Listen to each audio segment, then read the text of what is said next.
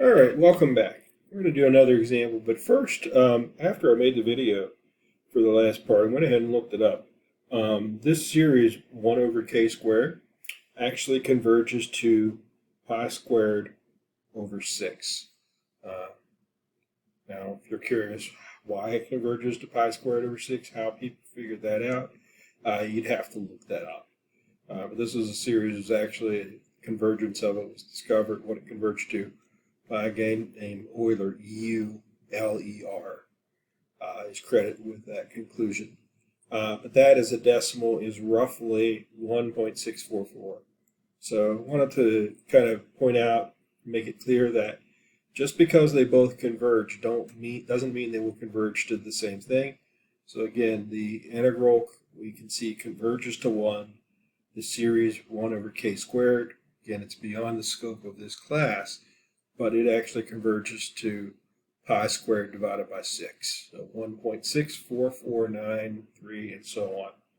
Okay, so the series is actually converging to a bigger amount.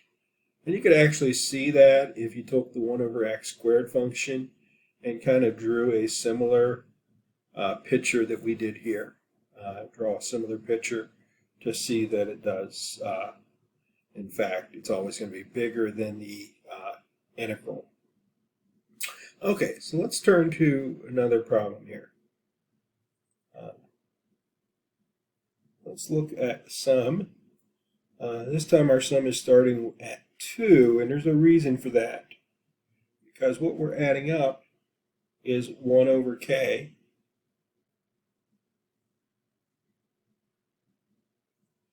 times the ln of k. So we can't use 1 because ln of 1 would be 0 and we'd be dividing by 0. Okay, so we want to look at this one to see whether it converges or whether or not it diverges. Whether it converges or whether or not it diverges. Okay. So let's begin looking at the integral. So we have the integral from 1 to infinity of 1 over x ln of x dx. Integral of 1 over x ln of x. And so here we would let u be the ln, and then du would of course call for a 1 over x to go with my dx.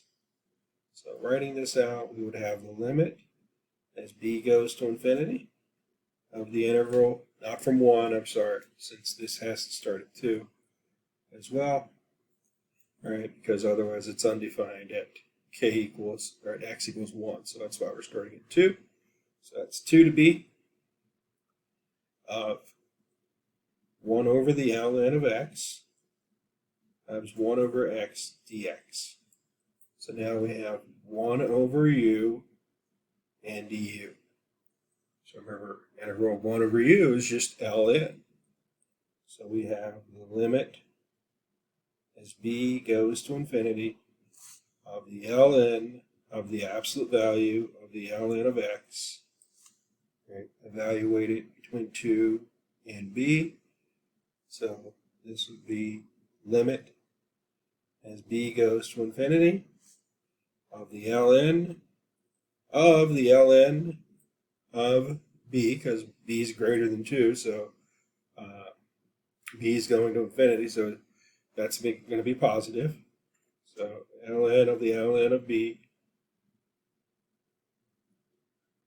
minus the ln of, and now this one I do have to keep the absolute value in here because ln of 2 is, actually no, where are we? ln of 2 is positive, so we're okay. So I can drop that, it's 0.69, so I actually don't need to keep the absolute value there. But what's going to happen to this? Well, ln of b is going to go to infinity, and ln is then going to go to infinity as well. So this is actually going to be infinity, and so therefore this one is also going to diverge. Okay. Actually also going to diverge. Now, if we had gone into this problem, instead of doing the one we're doing, had replaced that ln with making this 1 over x ln squared, what you would actually discover is that that thing actually will converge. And so a little later on, we're going to ask the question, if I have 1 over x ln of x to a power, how big does that power have to be to make sure this thing is going to converge? Right? That'll be an interesting question that we're going to ask a little bit later on. Okay, so this one here diverges. This one here diverges.